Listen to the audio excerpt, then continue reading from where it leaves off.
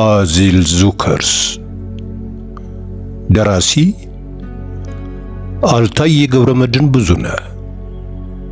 ተራኪ ደጀኔ ጥላሁን። አዚል ዙከርስ ምዕራፍ 5።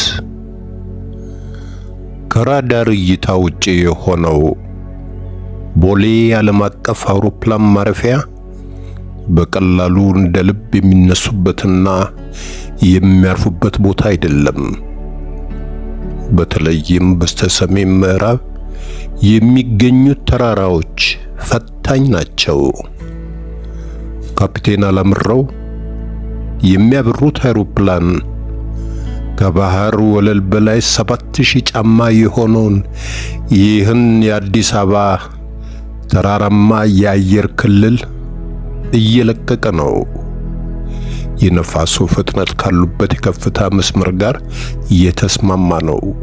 በጎንና በፊት ለፊታቸው ባለችው የበሬ ግንባር በምታክል ጠባብ መስኮት በኩል አድማስ የለሽ ህዋውን እየቃኙ ትኩረታቸውን ከበረራ መሳሪያ ሰሌዳ ላይ አድርገዋል።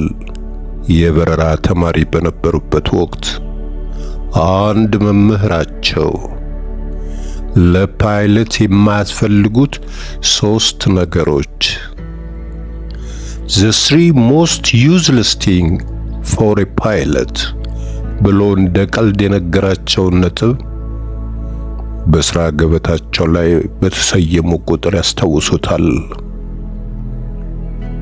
ከበላይ ያለ ከፍታ the attitude above you፣ ከበስተጀርባ የተውከው የሩጫ መንገድና ሚስት runway and a wife behind you። ያን ጊዜ ሲሰሙት አላገቡም ነበረ። እንደ ክፍል ጓደኞቻቸው ሁሉ ቀልዱ እንደ ቀልድ ፈገግ አድርጓቸው ነበር ያለፈው። ይበልጥ የኮረኮራቸውና ውስጡ ያዘለው መልእክት ጠልቆ የገባቸው ግን ትዳር ከመሰረቱ በኋላ ነው። ይህንኑ አስታውሰው ሐሳብ ከተሰቀሉበት በሺዎች ከሚቆጠር የአየር ጫማ ከፍታ ወደ ምድር አምዘግዝጎ ይዟቸው ወርዷል።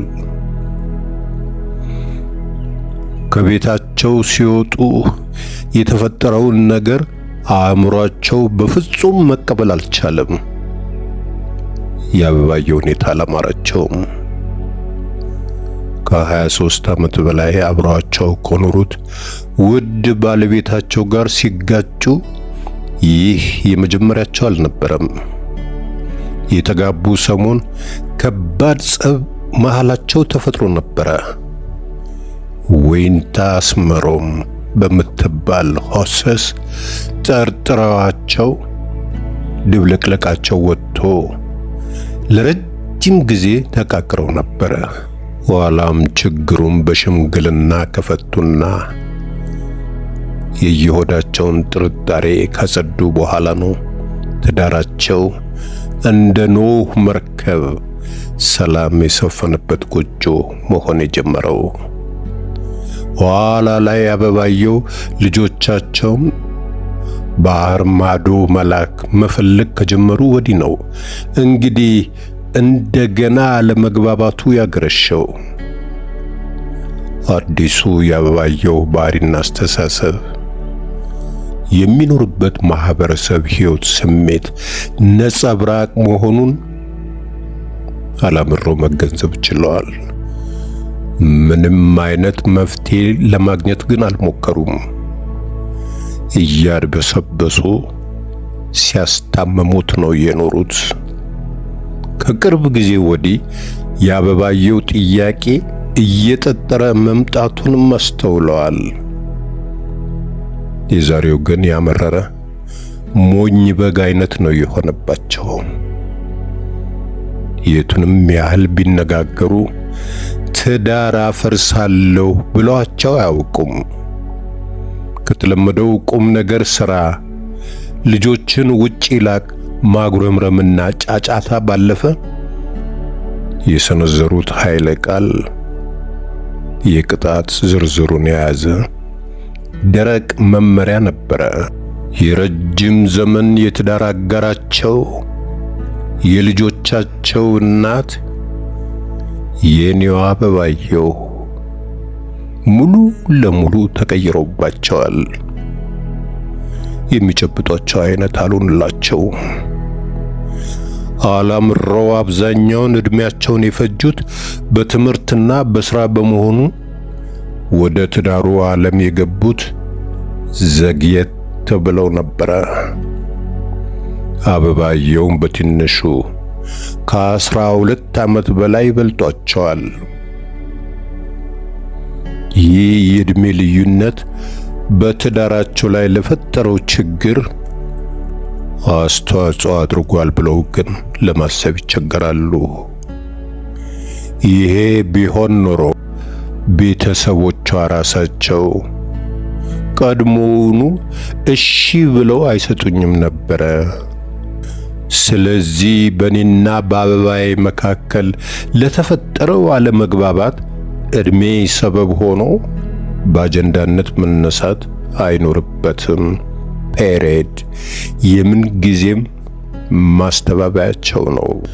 አበባየሁን የዳሩላቸው በጎንደር ደንቢያ ወረዳ ቆላ ድባ ከተማ የሚገኙ የአባታቸው ወገኖች ናቸው። እነሱኑ ጥየቃ በሚመላለሱበት ጊዜ ነበረ የትዳራቸውን የማዕዘን ድንጋይ ተከሉት። ከሁለት አስርት ዓመታት በፊት በመጨረሻው የብቸኝነት የገጠር ጉዟቸው ዘመዶቻቸው እንደ ወትሮ ጥራጥሬውን በጆንያ ጠቅጥቀው ለጋውን ቅቤ በስፌት አጅለው ጣዝማ ማሩን በስልቻ ጉረው ፍትፍቱን በአገልግል ሸልሞ አልነበረም የሸኟቸው። የክርስትና አባታቸው መምሬው ወልደ ሰንበት ጎላ አያ አላምረው ትሰማኛለህ? ዘንድሮ እንዳምናው ምናምን ቆጣጥረን በሚያልቅ ስንቅ አይደለም የምናሰናብትህ። ስንቅና ውሸትም እያደር ይቀላል፣ እርባና የለውም። ከጎንህ የጎደለህን ትክክለኛዋን ያጥንትን ክፋይ ገጥመነ ሙሉ በኩሌ ሆነ ነው የምትመለሰው ይሏቸዋል። ከስጋ አባታቸው ካቶ ወርቄ ያቻምየለህ ጋር በመሆንም በአንድ ደብር በክህነት ያገለግሉ ለነበሩት ቄስ አመሸ ተኮላ ለአበባየሁ ወላጅ አባት ሰው ብቻውን ይኖር ዘንድ መልካም አይደለም፣ ሴት ልጅህን ለወንድ ልጃችን ብለው ይጠይቃሉ። ቄስ አመሸም ምን ታዲያ ምን አለ ከአንድ ብርቱ ሁለት መድኃኒቱ ብለው ሳያንገራግሩ ይስማማሉ። በአገረኛ ወግም አበባየሁን መካክረው አለባብሰው አጋጊጠው ይሰጣሉ። አላምረውንም እንግዲህ ልጄን አደራህን ምራቅህን የዋጥክ ጨዋ ያሳደገው የጨዋ ልጅ መሆንህን አይቼ ነው ጣሃይ የመሰለች ፍልቅልቅ አንድ ልጄን የፈቀድኩ።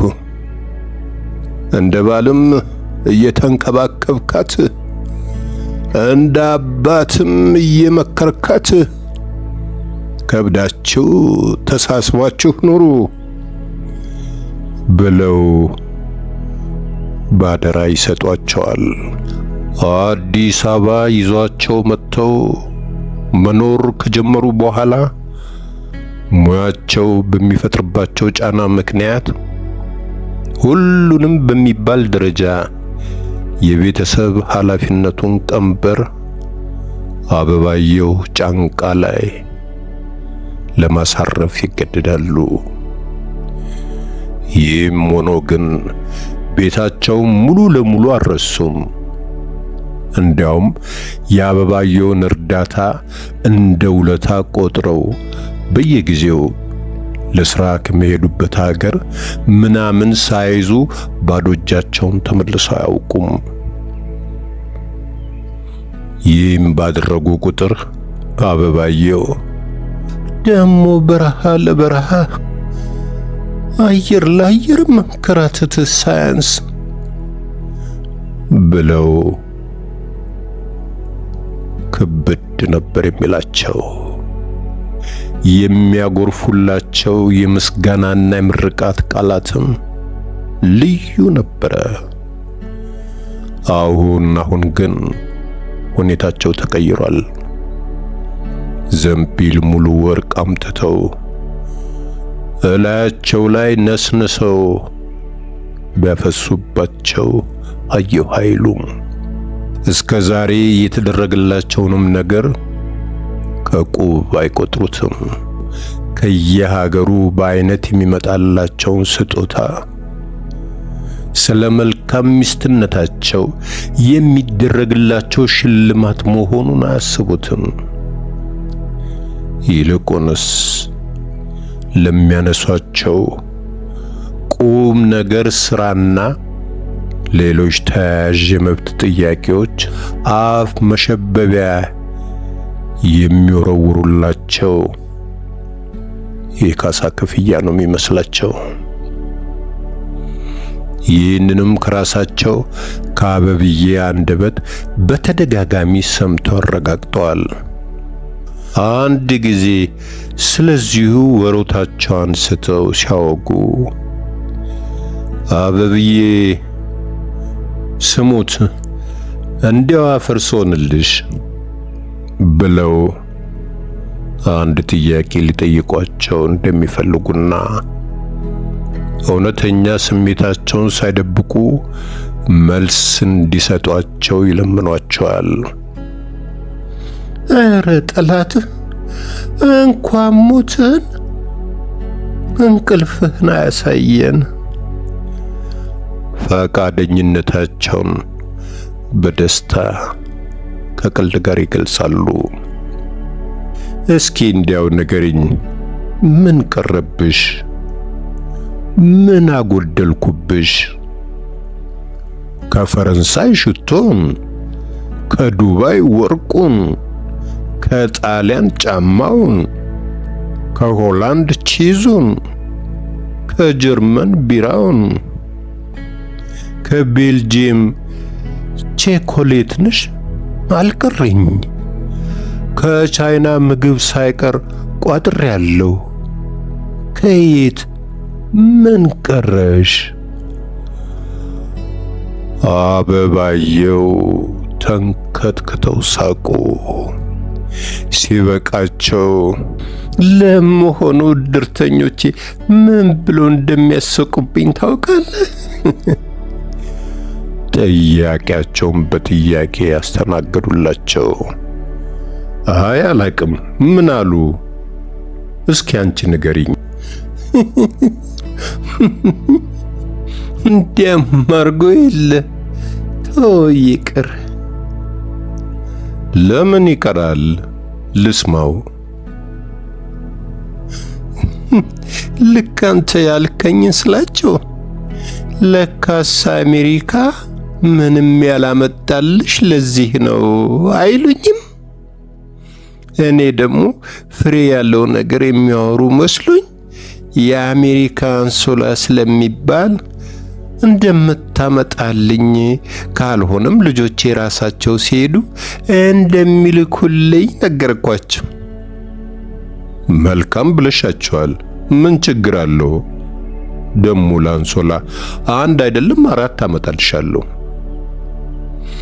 ቆይ እንጂ መቼ ጨረስኩልህ? ቀጥይ። አንዷ ወረንጦ አፍ በጣልቃ ገብታ ምን ብትለኝ ጥሩ ነው? ምን አለችሽ? የአሜሪካ አንሶላ አይደለም የአሜሪካ ባል ነው የሚባለው ብላ አታሳፍረኝ መሰለ? እስከ ዛሬ ምንም ነገር ከዛ ያላመጣልሽ ለዚህ መሆን አለበት ብላ አታስቅብኝም? ይቺ ጋጠወጥ ሴት ነች ብለው ያን ዕለት ተጨማሪ ቃል ሳይተነፍሱ ነገሩ እየከነከናቸው በሆዳቸው ስቀው አልፈውታል። ከጥቂት ወራት በፊትም ደግሞ ከዳሬ ሰላም በውድ ዋጋ የገዙትን የታንዛኒያ ባህላዊ ልብስና ጌጣጌጥ ሲሰጧቸው እንዲሁ በነገር ለኮፍ አድርገዋቸው ነበረ። አበባየው የስጦታውን ወረቀት ገሽልጠው ከተመለከቱ በኋላ ይሰሙኛል ካፒቴን አላምረው ወርቄ ይሏቸዋል። እንደ መጀመሪያው የትዳር ዓመታት በአንቱታ ለነገር አንቱ መባላቸው ያናድዳቸውና ሰማለው አጠገብሽ ነኝ፣ ሳጮዬ ድምፅሽን ቀንሰሽ ተናገሪ። አበባየው አትጩሂ መባላቸው ስላበገናቸው በጀመሩት የቀልድ አክብሮት አካሄድ መቀጠል አልፈለጉም። ስጦታውን ገለባ አድርገው ሲዘረጥጧቸውም ደቂቃም አልፈጀባቸው። አላማረብህም። ይልቅስ በወጣ በገባ ቁጥር የኔን አፍ ለማዘጋት ይህን ቅራቅንቦ ስጦታ ብለህ ከምትለቃቅም በጊዜ ቁም ነገር ብትሰራ ይሻልህ ነበር። ምን አይነት ቁም ነገር? ጡረታ ሳትወጣ ልጆችን ከዚህ ሀገር የማውጣት ቁም ነገር ነዋ።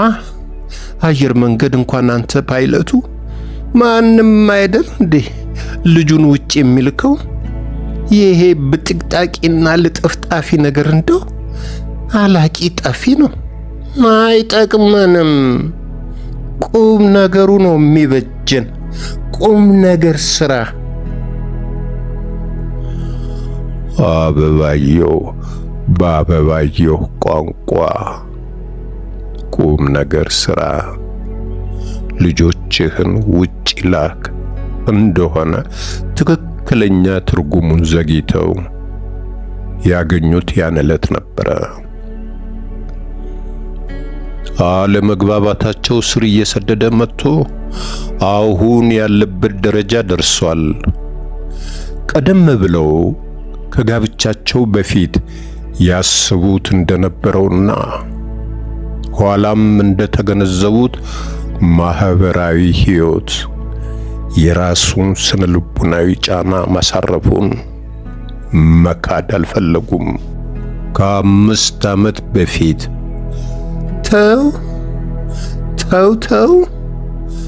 ተው ግድ የለህም የቱርክን ቪዛ ቢሆን አስመታና የእነዚህ ልጆች እግር ከዚህ ሀገር አውጣ፣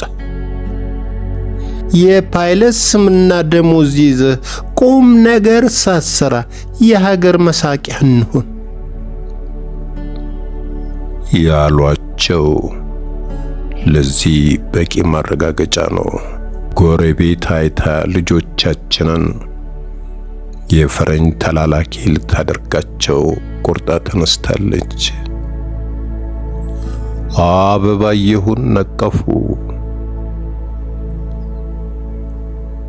እንኳን የእናት ሀገራቸውን ጡት የገዛ ወላጆቻቸውን ጉያ በቅጡ ያልጠገቡ እነዚህን አንድ ፍሬ ሕፃናት ልጆች ወደማያውቁት ባዕድ አገር ለመላክ ማሰብ የለየለት እብደት ነው።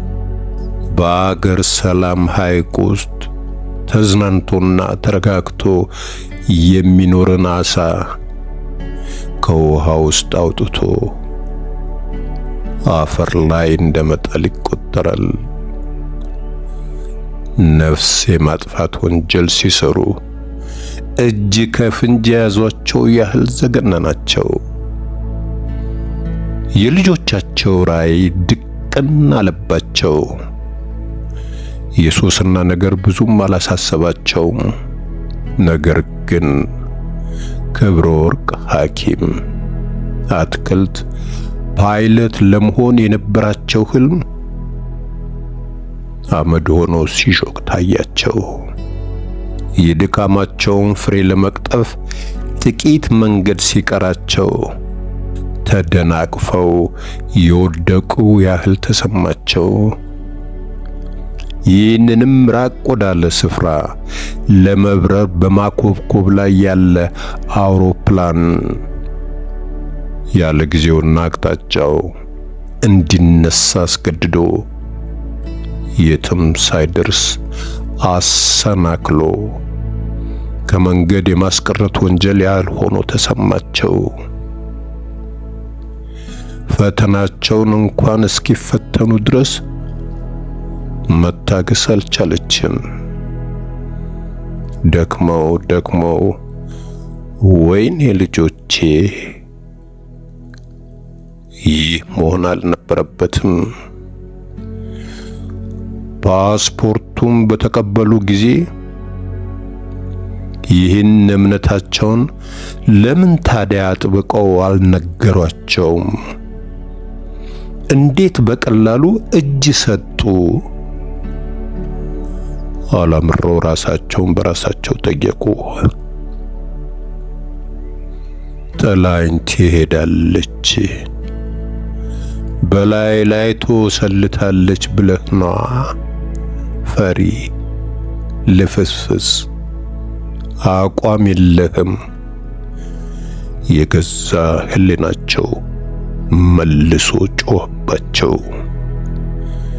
ችግሩ ከተፈጠረ ጊዜ ጀምሮ በግልጽ ተነጋግረው ዘላቂ መፍትሄ ከመፈለግ ይልቅ በሐሳባቸው የተስማሙ በመምሰል ቅራኔውን አድበስብሰው ማለፉን እንደ ጥሩ አማራጭ መውሰዳቸው ትክክል አለመሆኑ ገባቸው።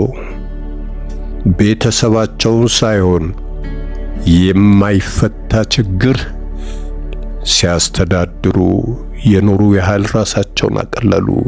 ከንፈራቸውን ነክሰው በስተቀኛቸው ወደ ተቀመጠው ረዳት አብራሪ ቀና አሉ። ሰላምታ መጽሔትን እያገላበጠ ነበረ። ካላወሩት በስተቀር እንደ መጽሔቱ ገልጦ ስሜታቸውን ሊያነብላቸው አይችልም። ቢያነጋግራቸው እንኳ ውስጣቸው የሚተረማመስባቸውን ነገር አያገኘውም። ቁጥብና ዝምተኛ በመሆናቸው በሥራ ጉዳይ ካልሆነ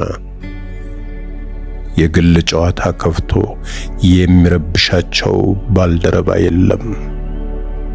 ከ10 እና 15 ሺህ ጫማ ከፍታ በታች ፓይለቶች ከሥራ ውጪ የግል ነገር መነጋገር አይፈቀድላቸውም።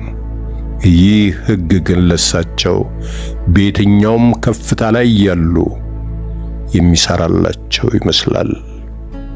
በዚህ ላይ ብዙዎቹን ረዳቶቻቸውን ቢወልዷቸው ያደርሷቸዋል። በመካከላቸው ያለው ሰፊ የትውልድና የአመለካከት ልዩነት አንድ እርምጃ ገድቦ ይዞላቸዋል። ካፉ ቀደም የሚል ካጋጠማቸው አላስፈላጊ ነገር ውስጥ ከመግባታቸው በፊት በወልድህ አደርሰሃለሁ፣ I am old enough to be your father ብለው በመግለጽ ክብራቸውን ያስጠብቃሉ። ረዳታቸው ከስሜታቸው ጋር አብሮ የሚለዋወጠውን አቀማመጣቸውንም እንዳላስተዋለ አረጋገጡ።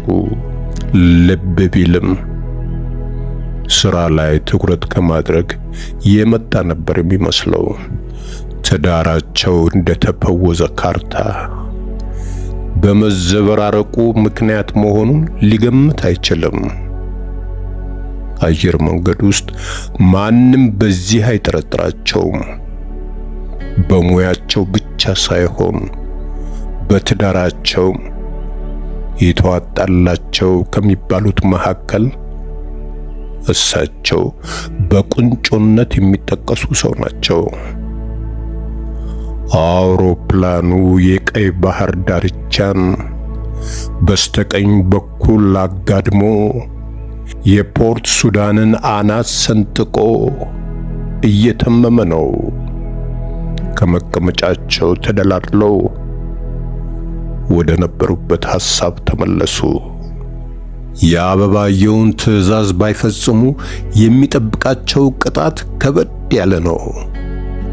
ከእንግዲህ ወዲያ በምንም አይነት ሁኔታ ሊሸነግሏቸው ወይም ጥቂት ታገሺ ብለው ሊያባብሏቸው አይችሉም።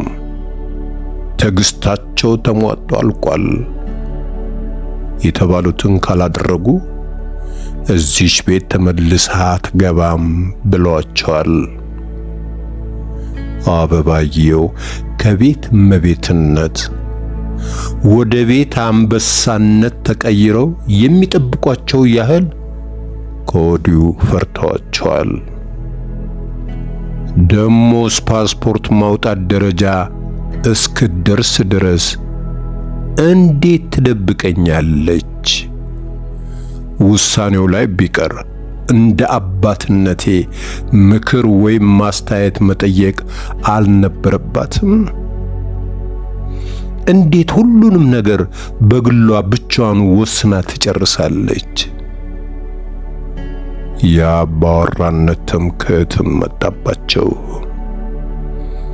ምናልባት ለትዳራቸው በቂ ጊዜ ሳይሰጡ እድሜ ልካቸውን አየር ላይ ሲንጦለጦሉ መኖራቸው አሁን ዋጋ እያስከፈላቸው ይሆን? ብዙም ራሳቸውን መውቀስ አልፈለጉም። የሚወተውታቸውን አእምሯቸውን የመፍትሄ ሐሳብ እንዲያፈልቅ ጨመቁት። አልዬ አላቸው፣ እውነቱን ልንገርህ፣ በዚህች አጭር ጊዜ ምንም አይነት ዘላቂ መፍትሄ አታገኝም። ለጊዜው እሷ ደስ እንዲላትና እንድትሰክም ማድረግ ግን ትችላለህ። ዝም ብለህ የአንዱን አልባሌ ሀገር ቪዛ ለማዘናጊያ አስመታ። ከዚያም ቀስ ብለህ በሽማግሌ አስመክረም ቢሆን ሐሳቧን ታስቀይራታለህ። መቼስ ዓይንህ እያየ ያለችውን አገሮች ቪዛ አስመትተህ ለልጆችህ አንገት ማስገቢያ ሸምቆቆ አታቀብላትም። ከብዙ ፍጭት በኋላ አቋማቸውን በዚሁ ሐሳብ አሰከኑ። ይህ የቤተሰባቸው ሐሳብ እንደሚያበሩት አውሮፕላን ላይና ታች እየዋዠቀ ከ3 ሰዓት ተኩል የበረራ ጉዞ በኋላ አውሮፕላኑን ካይሮ ዓለም አቀፍ ኤርፖርት አሳረፉት። የአየር በረራ መሆኑ ጠቀማቸው። በእንዲህ አይነት ሐሳብ የተጠለፉት በመኪና መንገድ ላይ አውቶሞቢል እያሽከረከሩ ቢሆን ኖሮ 1-2 የትራፊክ ቀይ መብራት መጣሳቸው አይቀርም ነበረ።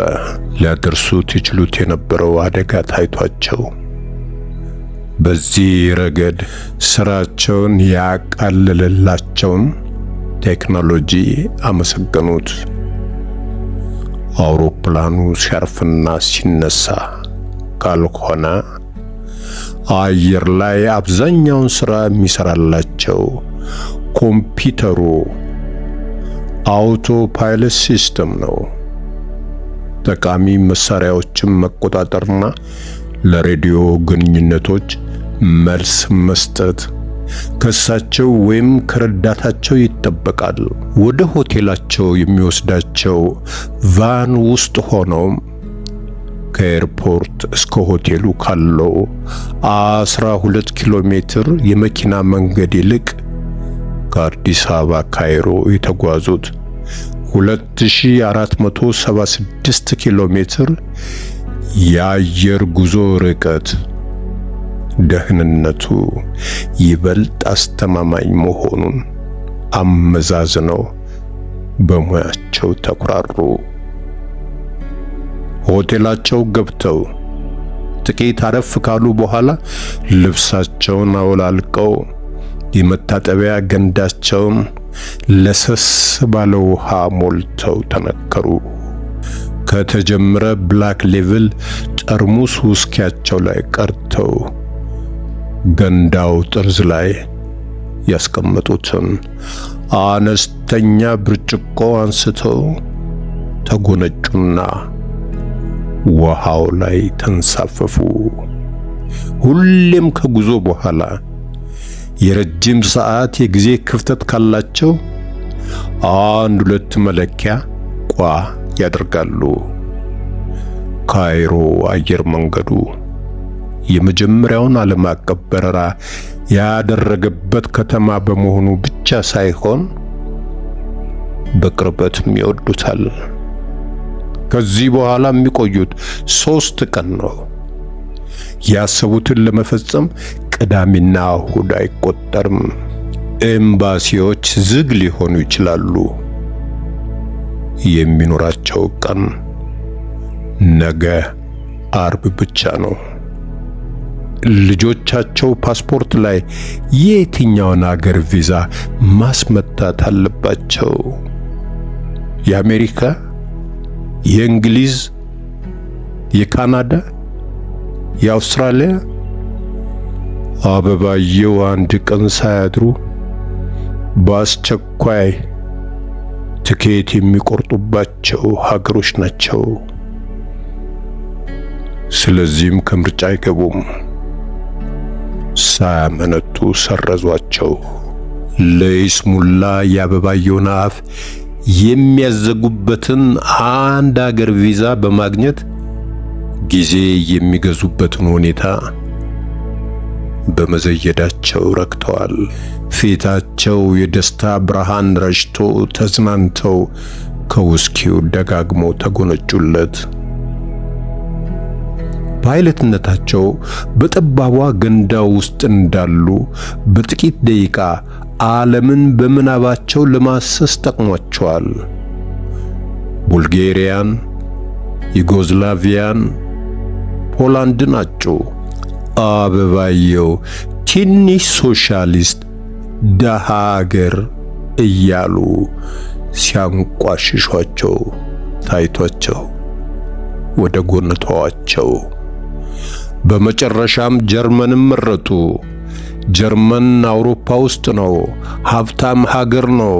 ከዚህ በላይ አበባየው ያንን ያህል ጠልቀው የሚያውቁት ነገር አይኖርም። ለመወሰን ሲያቅማሙ እሳቸው በመሃል ገብተው ያደናግሯቸዋል። መቼስ አሜሪካ ካልሆነ ብለው ድርቅ ሊሉባቸው አይችሉም።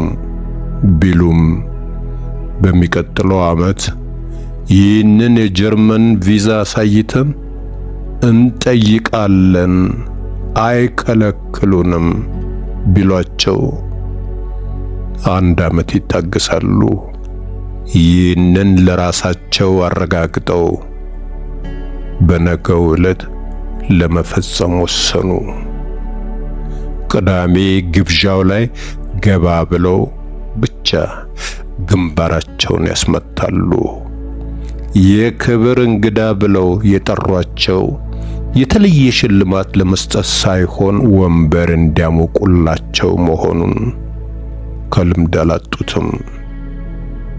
የታሪካዊ ቦታ ጉብኝቱን ፕሮግራም ግን ሙሉውን ይሳተፋሉ። እንደ ልማዳቸው የሥራ ሽግሽግ ተፈጥሮ ካልቀየሯቸው በስተቀር እሁድ ሌላ አውሮፕላን ይዘው ወደ አዲስ አበባ ይመለሳሉ። የሆቴሉ ቄንጠኛ ስልክ ከተለጠፈበት የገንዳው ራስጌ ግድግዳ ላይ እንደ ፊሽካ ጮኸ። ዋውን ከእጃቸው ላይ አራግፈው ከነአረፋቸው ተንጠራርተው አነሱት። መቼስ ሐሳቧን ቀይራ አብራህ እንዳልመጣች እርግጠኛ ነኝ። ዊንታ አስመሮም ነበረች ከጀርመን። አበባየሁን ማለቷ ነበረ። ስማቸውም በሚገባ ታውቃለች። መጥራቱን ግን አልፈለገችም። እንደሚሰሟት ሁሉ አፏ መድፈር አልቻለም።